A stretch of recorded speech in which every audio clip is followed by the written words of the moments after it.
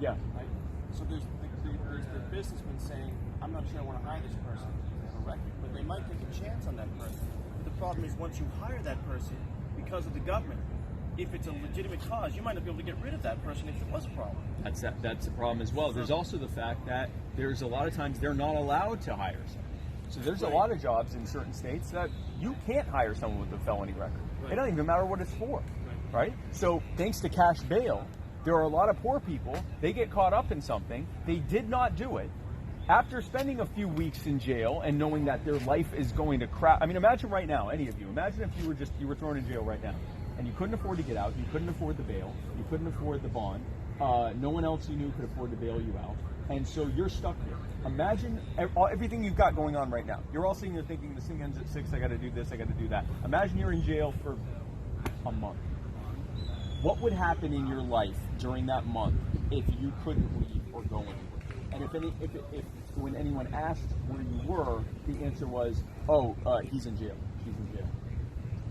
Okay? So here's what happens. Now they can't afford it.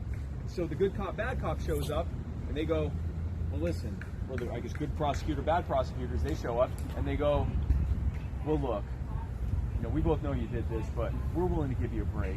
And if you plead down to this lesser felony, we'll let you out, and you can go home. What are you going to do? You know it's ruined your record. You know that it's a felony, which means now you might even lose your job. But you also know that you're stuck there. And in some of these cities, you're stuck for months. Khalif Browder was stuck in jail for 2 years, which traumatized him so much that he ended up committing suicide over a suspected stolen purse. Okay? He spent more time in jail than the sentence would have been. And he even appealed for that on the fact that he would have been let out. Months later, they finally let him out because he was not willing to just plead out.